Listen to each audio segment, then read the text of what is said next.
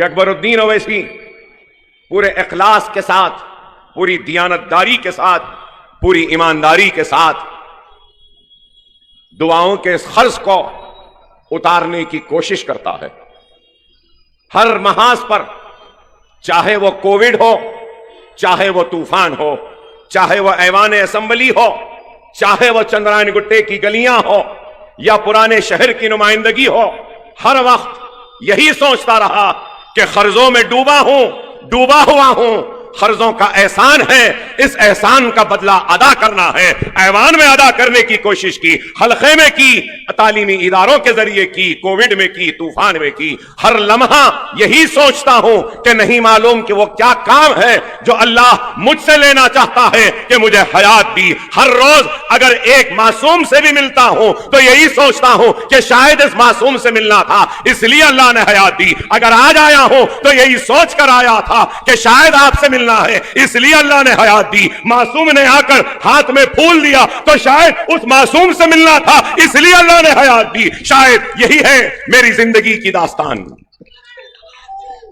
اور کچھ نہیں. اللہ کے پاس کام کرنے والوں کی کمی نہیں. اللہ کسی سے بھی کام لے سکتا ہے. اللہ کا کام کسی کا محتاج نہیں. اللہ کا کام کسی کے لیے رکنے والا نہیں. اللہ جس سے چاہے اس سے کام لے سکتا ہے. میں جتنا بھی اللہ کا شکر ادا کروں، جتنے بھی سجدے کروں، جتنے بھی ہاتھ پھیلا کر اللہ کا شکر ادا کروں، کم ہے کہ اللہ نے اس گنہگار کو آپ کا خادم بنایا، آپ کا خدمت گزار بنایا اور آپ کے لیے کام کرانے کا موقع بار بار دے رہا ہے. یہ اللہ کا شکر ہے. نبی کریم صلی اللہ علیہ وسلم کا صدقہ ہے، اولیاء اللہ کی دعائیں ہیں، بزرگوں کی دعائیں ہیں، نوجوانوں کی دعائیں ہیں، ماں اور بہنوں کی دعائیں ہیں کہ اللہ اس گنہگار سے کام لے رہا ہے. نہیں تو نہ میری کوئی حیثیت، نہ میری کوئی بساط. لوگ تو ایک وقت تھا کہ خیخے مارتے تھے، مذاق اڑاتے تھے. نوجوان بچوں کے کارواں کو لے کر جب ان گلیوں میں گھومتا تھا تو لوگ مذاق اڑاتے تھے. ایک 25 برس کا بچہ ایک 22-21 سال کے ایم ایل اے کو ہرائے گا، ہنستے تھے، خیخے مارتے تھے. ارے آج وہ نوجوان یہاں کھڑے ہیں، میں دیکھ رہا ہوں نوجوانوں کے چہروں کو، یہاں بیٹھے بھی ہیں جو کبھی نوجوان تھے، کم عمر تھے، آج نوجوان ہیں. ارے ہم چھوٹے بچوں کو لے کر، نوجوانوں کو لے کر نکلے تھے ایک خواب کو حقیقت میں بدلنے کا. وہ خواب تھا تو علم کی روشنی سے چندرائن گٹے میں اجالوں کو لانے کا. خواب تھا تو یتیموں کے سر پر ہاتھ رکھنے کا. خواب تھا تو بیواؤں کے مددگار بننے کا. خواب تھا تو بے روزگاری کو روزگار میں تبدیل کرنے کا. خواب تھا تو یتیم بچیوں کی شادیاں کروانے کا. خواب تھا تو ننھے منھے معصوم بچے جو ہمارے الیکشن میں گلیوں میں گھوم کر مجلس کے جھنڈے کو پکڑ کر مجلس زندہ باد کہتے ہیں، ان کے ہاتھوں سے ان جھنڈوں کو ہٹانا اور ایک قلم تھمانا. یہ خواب تھا، ہمارا خواب تھا کہ ہم ان معصوموں کے کاندھوں پہ بستہ اور کتابوں کا بوجھ ڈالیں. الحمدللہ الحمدللہ اللہ نے ہم جیسے کم عمر نوجوانوں سے کام لے لیا. میں نے بہت کم لوگوں سے کہا تھا، آج کہہ رہا ہوں اللہ اور اس کے رسول کی قسم، زندگی میں پہلی مرتبہ 99 کے انتخابات کے بعد اللہ کے گھر اور عمرے کے لیے گیا تھا.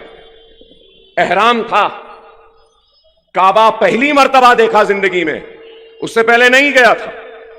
اور جب نظر اٹھی اللہ کے گھر پر تو سب سے پہلے دعا نکلی کہ اے اللہ چندرائن گٹے اور پرانے شہر کے مسلمانوں کا صحیح خدمت گزار جو بھی ہے تو اس کو کامیاب کر. اگر میں خدمت کر سکتا ہوں تو مجھے کامیاب کر، اگر کوئی اور کر سکتا ہے تو ان کو کامیاب کر.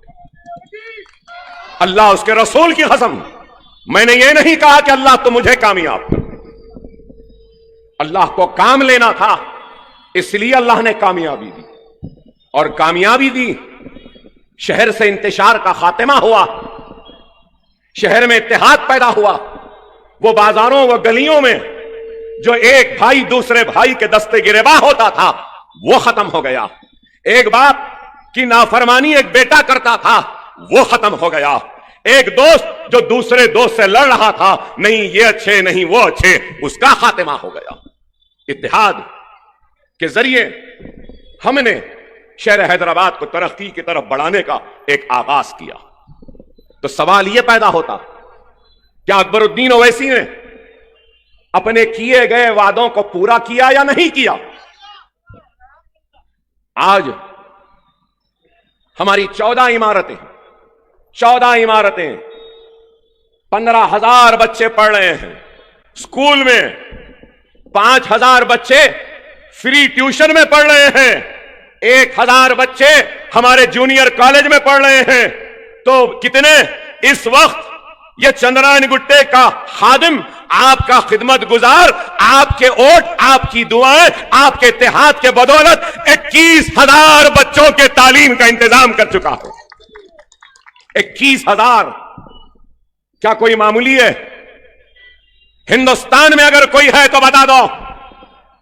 ارے یہاں کھڑے رہ کے کہہ سکتا ہوں کہ ہندوستان میں کوئی ایسا لیڈر نہیں جو 21,000 بچوں کو پڑھا رہا ہے, ان کے مستقبل کو سجا رہا ہے, ان کے آنے والے کر کو سنوار رہا ہے, ان کے گھروں میں جہالت کو دور کر رہا ہے اور جہالت کے اندھیروں کو مٹا کر نئے علم کے روشنیوں کو جلا رہا ہے. میں نہیں سمجھتا ہندوستان میں کوئی ہے.